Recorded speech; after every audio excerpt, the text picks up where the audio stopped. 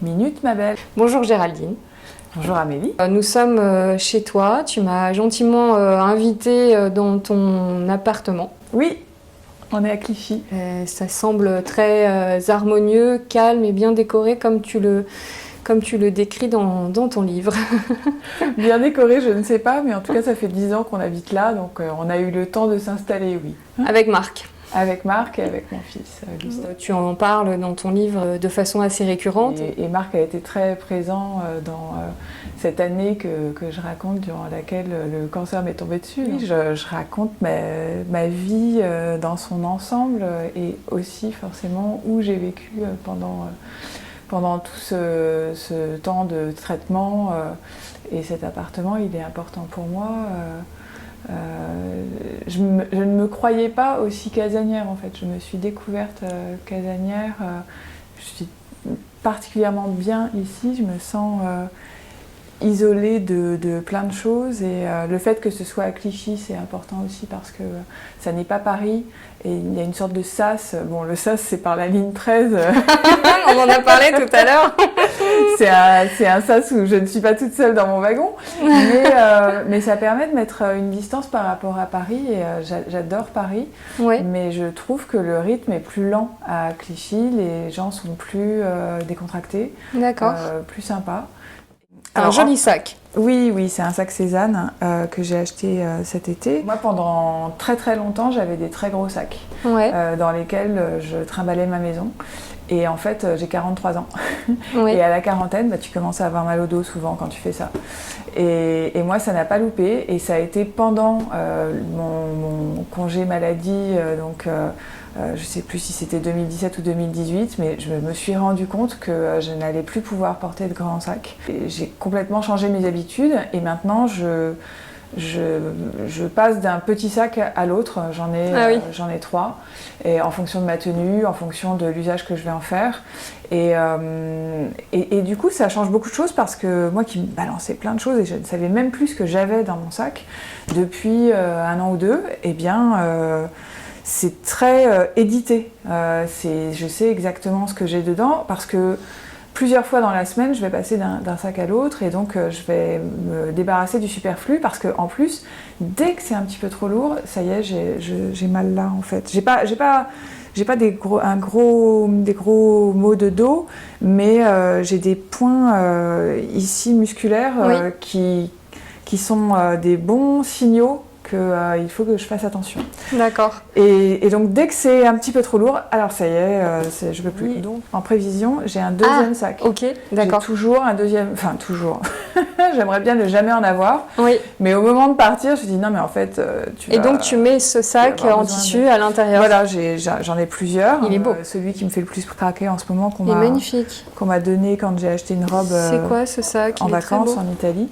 C'est du wax. Ouais. Mais ça m'a été donné. Attends, je voudrais te montrer. Voilà. J'étais en vacances à Venise et pourtant il n'y a pas beaucoup de boutiques de vêtements à Venise. Et j'ai quand même réussi à trouver la boutique où j'ai acheté une super belle robe et on m'a donné cette super belle robe. Enfin, on m'a donné contre quelques euros cette très belle robe dans ce sac Hans. Et je le trouve tellement beau que je le prends souvent et en plus il a des bretelles toutes fines, toutes fragiles, donc ça m'impose de ne pas le charger à mort comme j'en ai l'habitude. Parfait, ça c'est une bonne... Voilà, donc, mais bon, j'en ai plusieurs, moi j'adore les motifs. Ouais. Donc celui-ci, j'ai absolument rien de jaune, donc comme ça claque bien, quelle que soit ma tenue. D'accord. Et en général, c'est pour le livre que je lis. Là en ce moment, coucou Charlotte, je suis en train de lire L'impossible et mon espoir de Charlotte Husson, qui vient de sortir. Puis j'ai un journal de Suzanne Sontag aussi, je passe de l'un à l'autre. D'accord. Est-ce que tu lis sur ce fauteuil là? Non, ça c'est le fauteuil de Marc. D'accord. Coucou Marc l'avait, mais ce fauteuil est en sursis parce que tu peux aussi montrer cette télé avec ce meuble que nous ne supportons plus et donc ce meuble va sauter, nous n'aurons plus de télé et comme ça on va pouvoir changer on va vendre le fauteuil si quelqu'un est intéressé. Faites une offre. Pour rebondir sur ce que tu disais sur ton mal de dos et sur l'introspection que tu as fait en fait suite à à ce que tu as traversé Mon cancer du sein a été détecté en novembre 2017. D'accord. Et j'ai été... Oui, donc c'était 2018 que tu décris dans le livre. C'est de novembre 2017 à octobre 2018. C'est 12 mois depuis le moment de l'annonce jusqu'à ce que je reprenne mon travail et que je me réinsère dans une vie normale. D'accord, ok. Mon récit, c'est presque une expérience sensorielle du corps. Oui, en fait, c'est un phénomène au long cours. Moi, je voyais un psy, j'avais entamé une psychothérapie analytique depuis très longtemps. Oui. Depuis, Vivien. Vivien. Bon, la méditation a fait qu'il y a toutes les pensées récurrentes et qui étaient juste des ruminations, elles s'évacuent plus facilement. Il y a encore du boulot. Mais, le mot cancer, même moi, tu vois, j'avais du mal à le dire au début de l'interview, puis j'ai encore du mal à le dire. C'est un mot qui fait peur. Quand on est lecteur, toi, tu l'as dit d'une façon très simple, avec tes mots. En allant aussi près de la réalité et de ce que tu vivais, en fait, ça fait exploser des sensations au lecteur qui sont assez fortes, quoi. Ça tient à cette maladie-là. C'est que le cancer, il y a plein de types de cancer. Oui. Moi, celui que j'ai eu, il a été... il est resté une abstraction. D'accord. Je n'ai jamais eu mal. Je n'ai jamais eu mal à cause du cancer. J'ai eu mal avec la chimio, mais qui était aussi quelque chose qui me faisait du bien. Mais le cancer en lui-même, je ne l'ai jamais senti. D'accord. Moi, ça n'a pas été détecté à la palpation. J'avais une tumeur dans le sein qui était indétectable et ça a été au cours d'une mammographie de contrôle. D'accord. Donc, je n'ai pas senti le cancer physiquement. Et après, on m'a dit, on va vous opérer, madame. On m'a opérée. Le cancer est sorti de moi. On m'a fait des examens. On m'a dit, il n'y a plus de cellules cancéreuses. A priori, on va faire de la chimio pour s'en assurer. Et vous serez sous hormonothérapie pour qu'on s'assure que rien ne prolifère, qui serait mauvais. Mais... Comment on fait quand on se retrouve malade de quelque chose qui, à nos yeux, n'existe pas? Forcément, ça vous renvoie à vos sensations corporelles. Forcément... Je vois ce que tu veux dire. Mais tu réévalues tout pour te dire, bon, alors ce cancer n'est plus en moi, mais il peut revenir. Il y a cette épée de Damoclès avec la récidive. Ce que je veux, c'est éviter la récidive. Comment j'évite la récidive? J'en ai discuté avec des médecins, j'ai lu des choses et j'ai compris que tout part d'une inflammation et le corps élimine les inflammations comme il peut. Et plus on a d'inflammation et plus on a de risques que le corps ait du mal à tout gérer en même temps. Donc pour éviter déjà les inflammations, il faut éviter le stress, il faut bien manger, il faut faire des choses qui ont du sens pour nous, bien dormir. Et donc je me suis concentrée sur ça, je me suis demandé mais comment est-ce que je vais réussir à moins stresser dans ma vie. Et en fait, tu étais déjà dans le processus, j'ai l'impression, dès le départ, d'aller mieux, quoi, en fait. Puis, en fait, j'ai eu... les gens ne comprennent pas forcément mon titre, ce qui n'est pas plus mal, puisque c'est un titre qui est un peu provocateur et je l'assume complètement. Mais c'était pas... je ne nie absolument pas la gravité du cancer en tant que tel. Mais c'est parce que je sais que le cancer peut être très grave que moi, je suis tellement heureuse, tellement...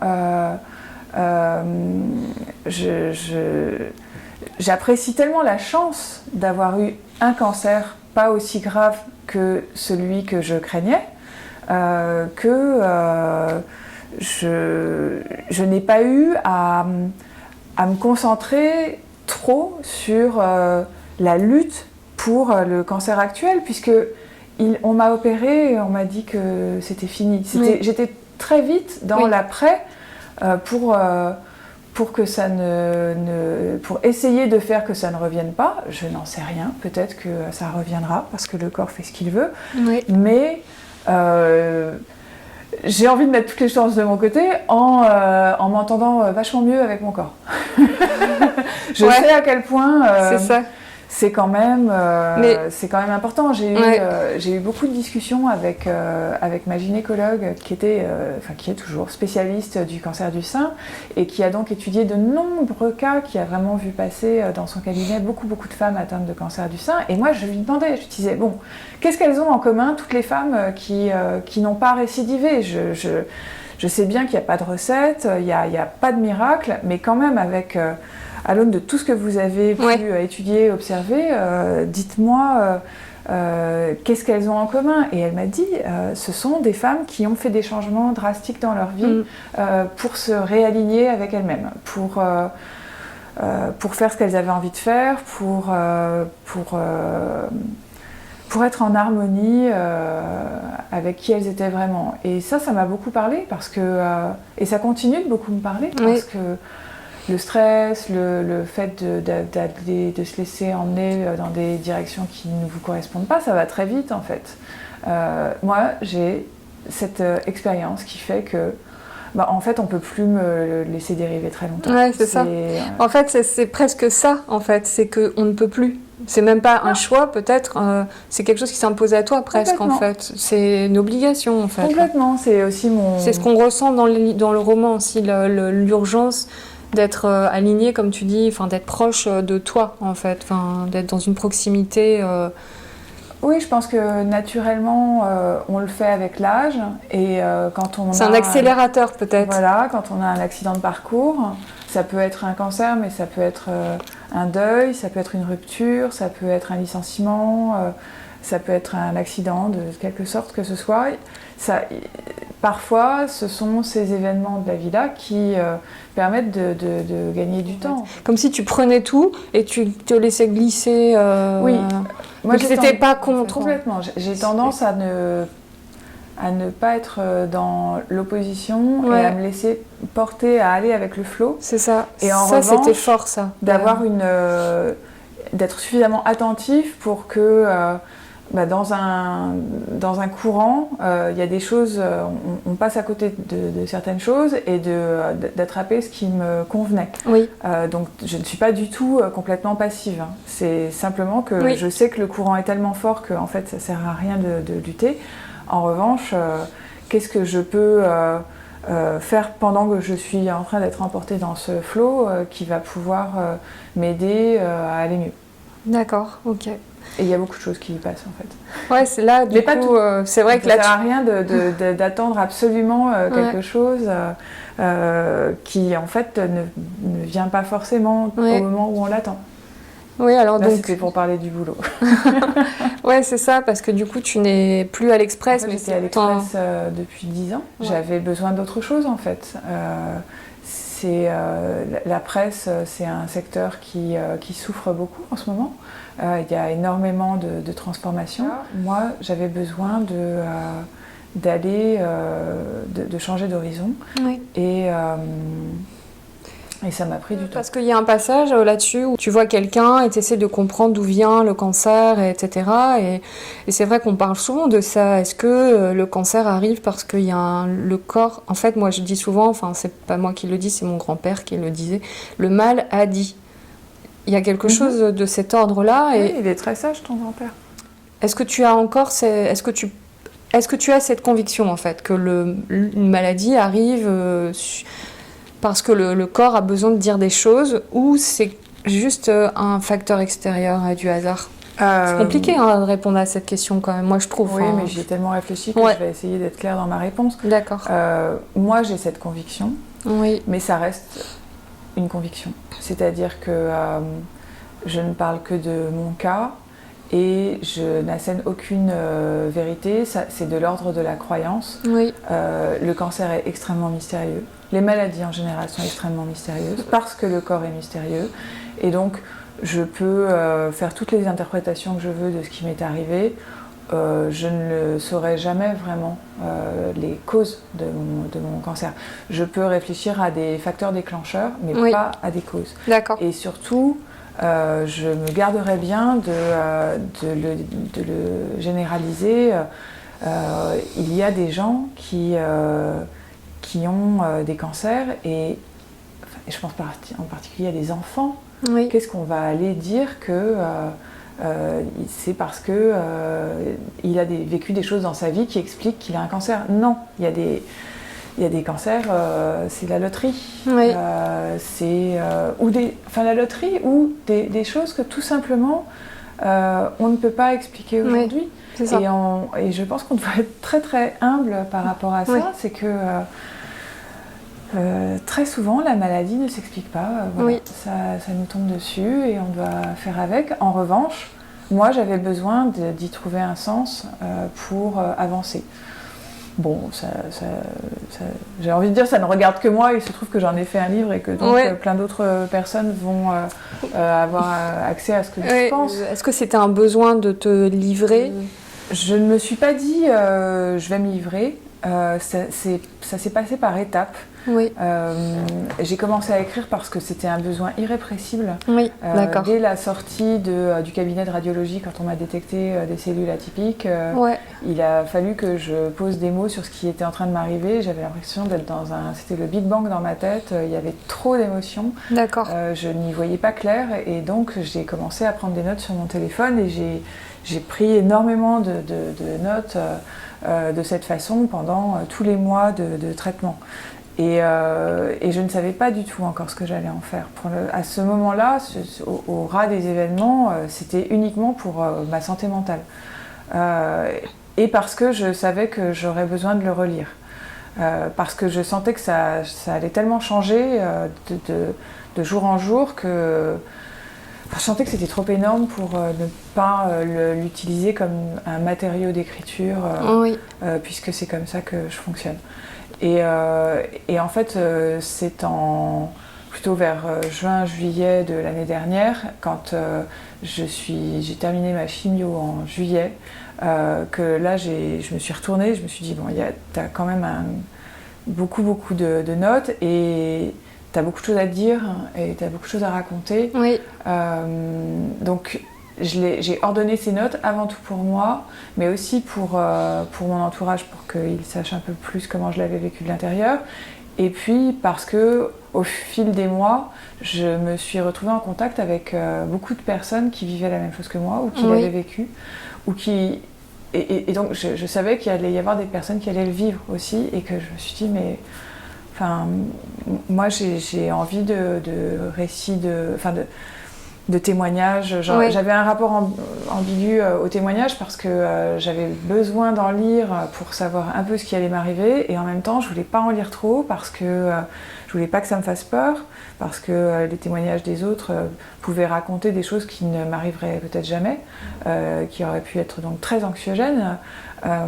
Et puis j'étais en train de raconter ma propre histoire et j'avais pas trop envie que ça colore ma propre vision.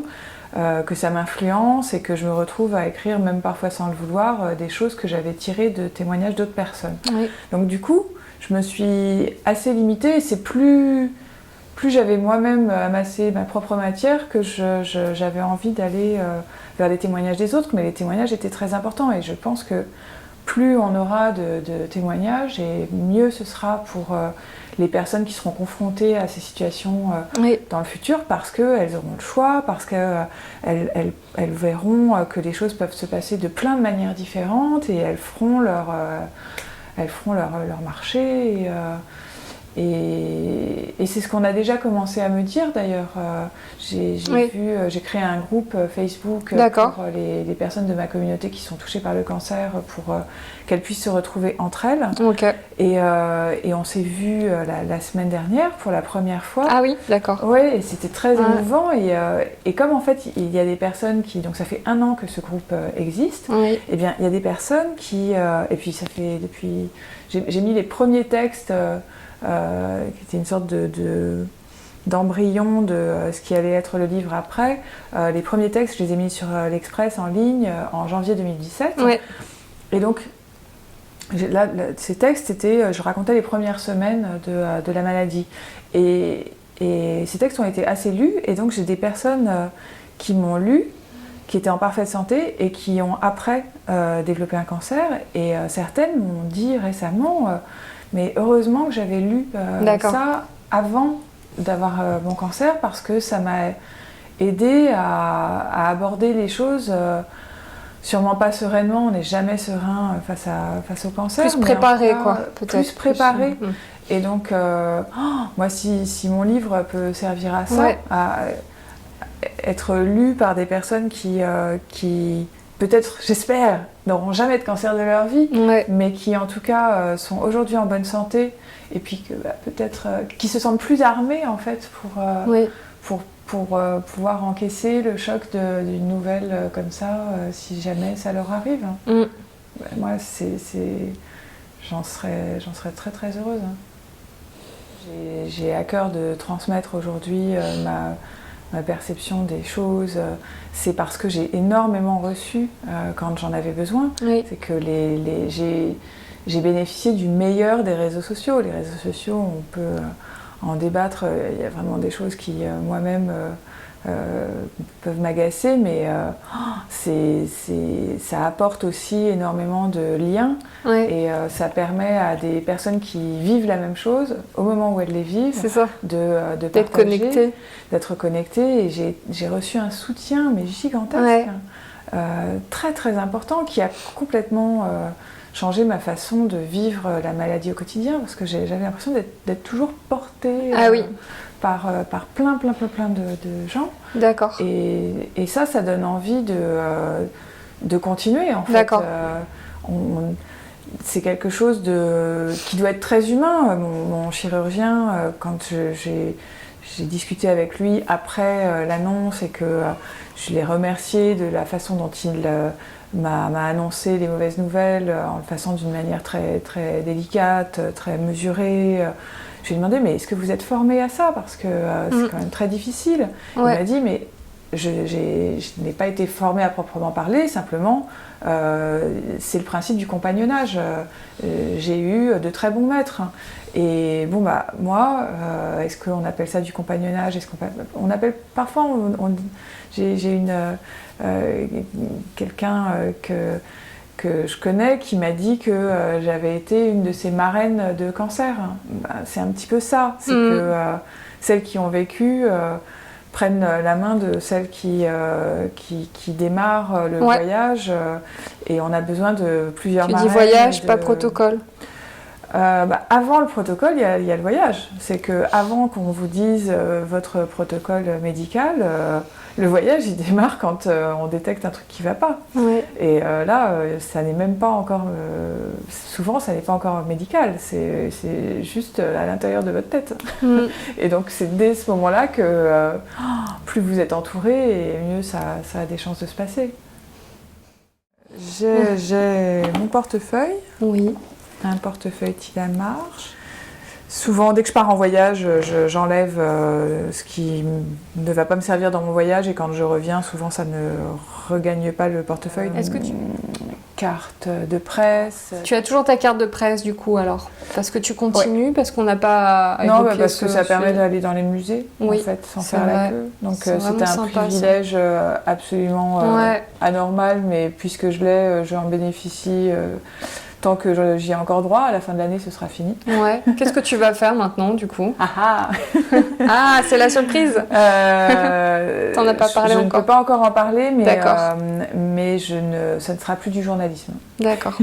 Je vais continuer d'écrire, mais ça ne sera plus du journalisme, donc je n'aurai plus de carte de presse. D'accord, Ce sont vraiment les derniers mois de ma carte de presse. Est-ce que tu as des petites photos? Voilà, il y a une photo de mon fils que je mets régulièrement à jour en fond d'écran de mon téléphone.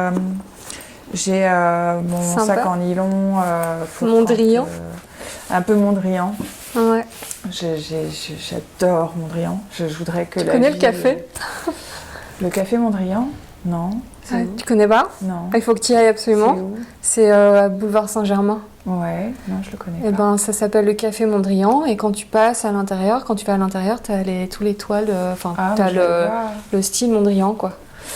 J'avais fait une interview de Sylvie Testu là-bas, qui avait vidé son sac. Ouais, je vais aller voir. Une des premières. C'est un peu son QG. Scoop. Je vais aller voir. C'est très sympa. J'aimerais que la vie soit comme un cadre Mondrian, tu vois, où ah ouais soit des lignes bien arrangées, avec les couleurs qui dépassent pas. Et puis d'accord. Moi, ça m'apaise énormément. J'aime, mais même ces premiers tableaux qui n'étaient pas du tout aussi abstraits, il y a quelque chose chez lui qui m'apaise profondément. Mais pourtant, tu parles de choses qui sont dans les cases, etc. Et on a beaucoup parlé de lâcher prise là. Est-ce que c'était complexe comme processus pour toi? Oui, mais pour lâcher prise, il faut un cadre solide. Ouais. Moi, j'ai appris à lâcher prise en étant bien arrimée, en sachant que je peux lâcher prise. Si on lâche prise et puis qu'en fait tout part à volo, on se met en danger. Ouais. Donc j'avais des fortes tendances contrôle freak. Je pense que je le suis encore pour certaines choses. Mais ce sur quoi je n'ai pas, ça n'est pas ma responsabilité, je n'ai pas de prise, eh ben oui, là j'ai vraiment appris à me défaire de la charge mentale que ça peut représenter, de se dire il faut que j'arrive à faire quelque chose. Parfois ça ne dépend pas de soi et il vaut mieux se concentrer sur ce qui dépend de soi. En revanche, sur les choses sur lesquelles on a une prise, ça mérite parfois qu'on concentre tous ses efforts dessus. Et donc c'est le cadre en fait. Moi je fonctionne beaucoup avec des règles que je me fixe. Parfois, le tout est de me fixer les bonnes règles. Parfois, ce sont des règles intenables et donc ça ne tient pas. Et je l'ai beaucoup appris quand j'étais plus jeune. Mais aujourd'hui, je me connais suffisamment pour me fixer des règles petit à petit qui me correspondent. Donc c'est pas de sucre raffiné. Ça, beaucoup de personnes me disent qu'elles aimeraient bien et qu'elles n'y arrivent pas. Tu y arrives alors maintenant? Parce que c'est vrai que dans le récit, tu parles aussi des moments de résistance, quoi, que c'est pas facile. Oui, mais c'est... Le pain Harris, là, le pain, c'est bourré de sucre, ça. Ouais, mais c'est... Pain blanc bourré de sucre. Tout ce qui est c'est des habitudes. Sucré, tout ce qui est aliments sucrés, j'en mange plus. Ce qui peut contenir du sucre, mais qui n'est pas... un gâteau, du chocolat, ça j'ai plus de mal. Donc le pain, l'alcool, même si je bois pas beaucoup, mais c'est justement parce que je bois pas beaucoup que je m'autorise des cocktails quand j'en ai envie, parce que je sais que je vais pas me mettre à me siffler 5 cocktails d'affilée, alors que je pourrais me siffler 3 paquets de gâteaux, donc ça, c'est trop dangereux. Mais ce que je veux dire, c'est que je comprends les gens qui n'y arrivent pas, parce que quand on n'a pas eu de cancer, ça reste abstrait la menace. Moi, elle est tellement... la menace est tellement encore près que j'ai des bons garde-fous. Donc j'ai pas beaucoup de mérite. Je pense que c'est vraiment les circonstances qui ont fait qu'avec mon histoire, j'ai compris que pour sauver ma peau, il faut pas de sucre. Et je sais qu'il y a plein de personnes qui trouvent que ma méthode n'est pas la bonne parce qu'il ne faut pas se créer d'interdits. Mais moi je me connais, je sais que c'est l'abstinence qui me convient. Donc c'est ça le cadre. Là, depuis quelques semaines, je me suis dit que maintenant, plus d'Instagram le samedi. C'est une règle j'ai tout de suite senti que c'était ce dont j'avais besoin, c'était ce qui me correspondait. Et pourquoi pas le dimanche ? Pas le dimanche parce que j'ai quand même envie de partager beaucoup de choses le week-end avec ma communauté. En revanche, le samedi, il y a eu 5 jours avant où j'ai beaucoup été sur Instagram et il me faut une rupture où je me sors les yeux de mon téléphone, pas complètement parce qu'il reste WhatsApp, les mails. J'essaye aussi de ne pas être trop sur Facebook, mais WhatsApp c'est plus dur parce que c'est quand même les proches. Mais il me faut des limites. Et je connais beaucoup mieux mes limites aujourd'hui et je suis beaucoup plus capable de me fixer les limites qu'hier. Donc voilà, c'est le cadre Mondrian, ça. Continue. Allez, continuons. Des mouchoirs, parce que J'en ai toujours besoin. Puis j'ai un petit garçon, donc il y a toujours un truc à essuyer. Je ne rentrerai pas dans les détails. Un rouge à lèvres. Là, en ce moment, c'est un très beau Guerlain. Ok. C'est même pas à moi qu'on l'a envoyé, c'est Marc qui a interviewé quelqu'un chez Guerlain et on lui a offert ça. Et Marc n'en ayant pas l'usage. C'est une pièce de design, il est magnifique. Ce rouge à lèvres avec un petit miroir. Il est un peu lourd, donc je pense que je vais le terminer et il est presque à la fin. Et il ne restera pas. C'est ce que tu as sur les lèvres ? Ouais. D'accord. C'est la 90N. C'est roasté. Moi, j'aime beaucoup le roasté qui reste très naturel, mais il est trop lourd en fait. Donc là, c'est parce qu'il est vraiment beau, mais je vais pas le garder. Et c'est breveté tellement c'est chouette. Ding. Wow. Mais c'est trop lourd. C'est vrai que, mais ça fait déjà quelques années qu'ils ont ce modèle de miroir. Oui, sauf que là, il y avait des petites fleurs. C'est trop beau. C'est trop mignon. Parce que Marc, il fait quoi dans la vie du coup? Marc, il est journaliste. Mais bon, le journalisme étant ce qu'il est aujourd'hui, il travaille pour une agence qui travaille dans la communication, enfin qui traite de la communication, qui s'appelle Epica. J'ai mon petit miroir. Ça fait pas longtemps que je l'ai celui-là, mais le petit miroir pas trop lourd, c'est dur à trouver. J'aurais préféré qu'il soit pas en plastique, mais c'est un Muji, on passe Navigo. Ouais. Donc tu prends le métro qui n'est pas loin de chez toi. Oui, et puis moi j'aime pas trop les taxis, les Uber et tout ça. Là, ils sont pas déjà, très sympas les cher. Donc moi je préfère mettre mon argent dans autre chose que dans un taxi ou dans un Uber. Je trouve que c'est une facilité. Je l'ai même plus sur mon téléphone parce que j'ai vu à quel point tiens, il est un peu tard le soir, il y a juste à commander un Uber. C'est alors que moi le métro, j'aime bien regarder les gens en fait. J'aime bien mater les gens. Oui. J'aime bien lire dans le métro. Pour moi, c'est pas du tout du temps perdu le métro. Et puis je crois que j'ai vraiment besoin de me sentir connectée aux autres. Et donc dans le métro, je regarde les autres et j'échange des regards avec les gens. Et dans le taxi, évidemment qu'on peut avoir des échanges avec la personne qui conduit, mais déjà c'est une personne, donc si le courant passe pas super ou si la personne n'a pas envie de parler, bon, c'est plus limité. Et puis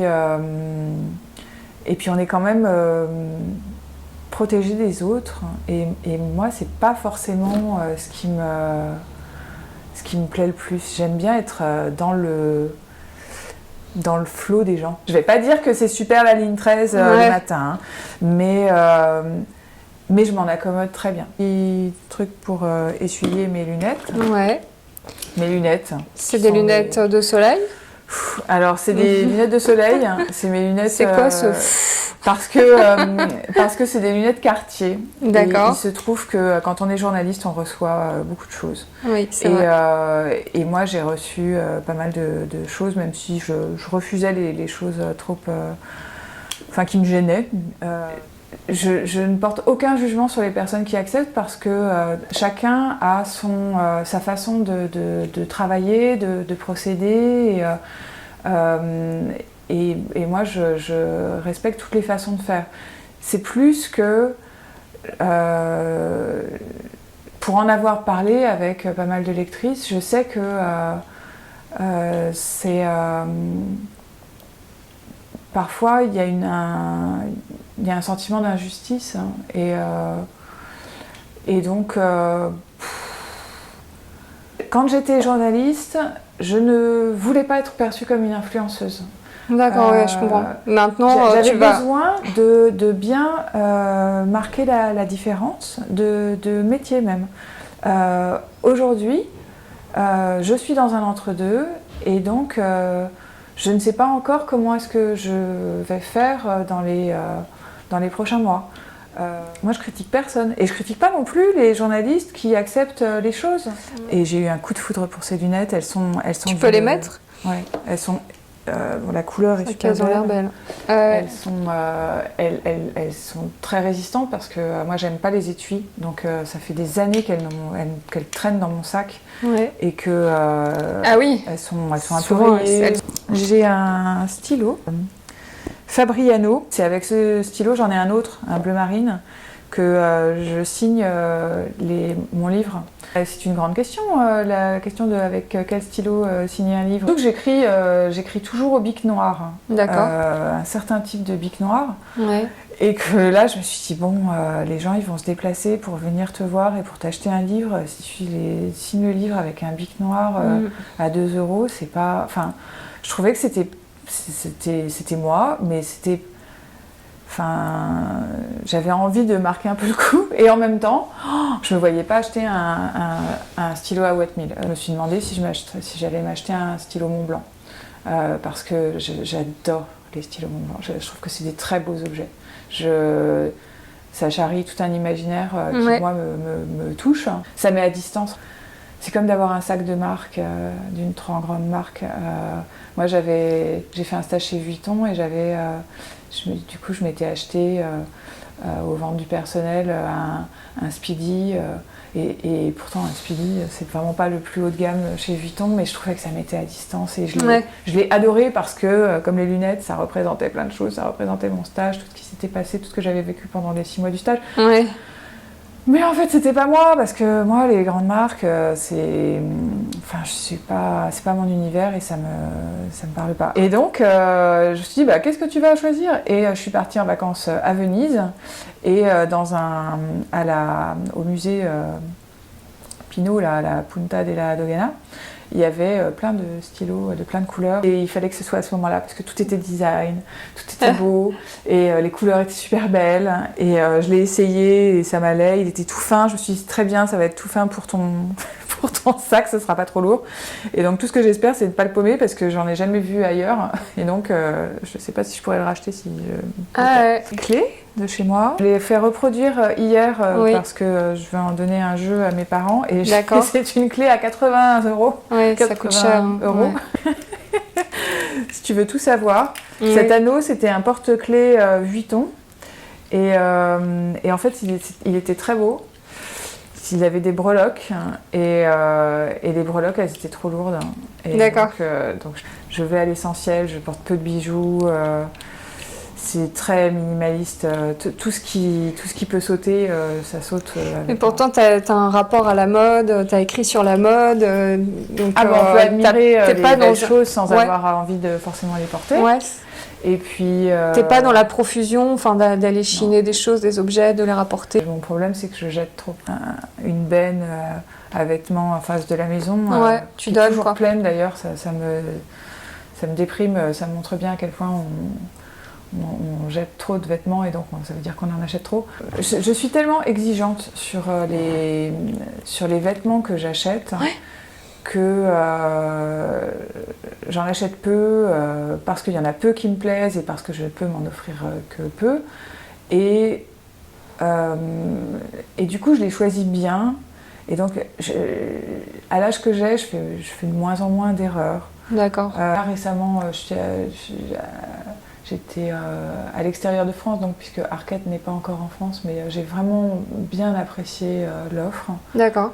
C'est une des dernières marques lancées par le groupe H&M. D'accord. Et c'est une sorte de COS plus art de vivre, avec beaucoup plus de couleurs et d'imprimés. C'est plus cher qu'H&M et c'est beaucoup mieux sourcé. Pris tout ce qu'on a reproché à H&M, ils l'ont dégagé et ils ont fait un truc plus clean, mais Another Story. Cézanne, donc là j'ai trouvé ce sac. Il se trouve que la collection, la dernière collection Cézanne, il y avait tout pour me plaire. Donc je regarde. Et mes écouteurs Apple. Non. J'écoute beaucoup de podcasts. En ce moment, à voix nue, c'est Amélie Nothomb, Nothomb.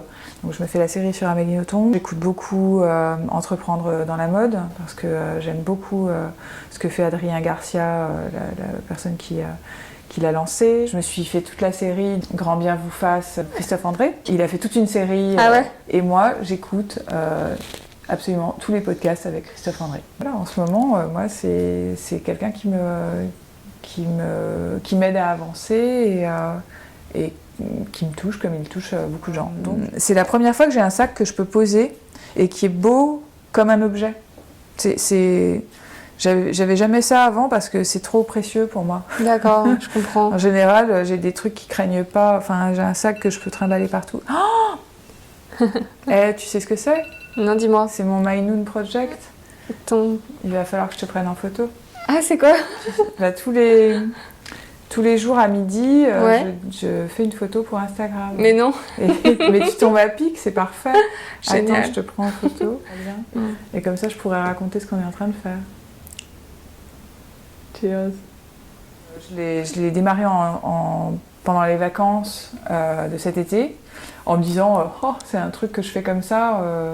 J'ai pas trop réfléchi et je savais pas pour combien de temps. Oui. Mais en fait, je me suis prise à mon propre jeu et ça m'embête parce que ça continue d'être un fil à la patte avec mon téléphone alors que j'essaie de me décrocher de mon téléphone. Mais en même temps, ça amorce des bonnes conversations, ça permet de... Enfin, je pense que j'assume de plus en plus mon statut d'influenceuse quand même, puisque maintenant je ne suis plus journaliste et on peut j'ai te donner des produits sur Instagram. Non, je dis pas ça. Comment on voit les produits parce que ça va me donner des cas de conscience, pas possible. Donc, je sais pas moi je l'ai maintenant. C'est un saxo, c'est un mini saxo. Ah, c'est bien qu'on puisse le fermer comme ça. Il est super beau, mais la seule chose, en fait, si jamais vous vous dites il est chouette, j'ai envie de l'acheter, sachez quand même, il y a un truc. C'est que il ferme pas complètement et comme moi je suis beaucoup dans le métro, on peut prendre tes trucs, tu crois? Mais je flippe, donc je suis comme ça. Ah ouais. Je suis vraiment Bernadette Chirac. je suis comme ça parce que je me suis fait voler beaucoup, dans le métro. Deux téléphones et un portefeuille dans le métro. Ah, donc, donc je fais gaffe. Et moi aussi, et je sais que c'est pas complètement c'est plus pour les filles très chic qui prennent pas le métro. Mais je l'aime tellement, il est tellement élégant, j'en ai tellement de compliments et je trouve que la ligne est tellement belle, il tient bien en plus, c'est un cuir très rigide. Ouais. Et en même temps ça c'est très souple. Bravo Morgane alors. Ouais, bravo Morgane. Que j'aimerais bien interviewer d'ailleurs. Si tu m'entends Morgane, j'aimerais bien vider ton sac. À bon entendeur. À bon entendeur. Salut. Exactement. Bon alors donc, les projets, on ne peut pas trop en parler, mais ça devrait être à peu près du brand content, d'après ce que j'ai compris. En tout cas de l'écriture. Est-ce que tu as quelque chose à me dire? Merci de m'avoir écouté jusque-là. Je serais contente si le fait de parler du livre, le fait de parler de mon cancer, ça incite les femmes à se faire dépister, à aller faire une mammo. D'accord. C'est quelque chose qui fait très peur parfois. Mais il se trouve que moi je suis aujourd'hui en contact avec beaucoup de malades et donc je vois les cas graves, les cas très graves, les cas quand c'est fatal. Maëlle Sigono est morte il y a peu de temps. C'était une jeune femme qui avait un cancer du sein métastatique et qui a fait un super podcast qui s'appelle Impatiente. Et Maëlle, comme d'autres femmes, elles ont été détectées trop tard. Maëlle parce que elle a été face à des médecins qui n'ont pas pris son cas suffisamment au sérieux parce qu'elle était très jeune.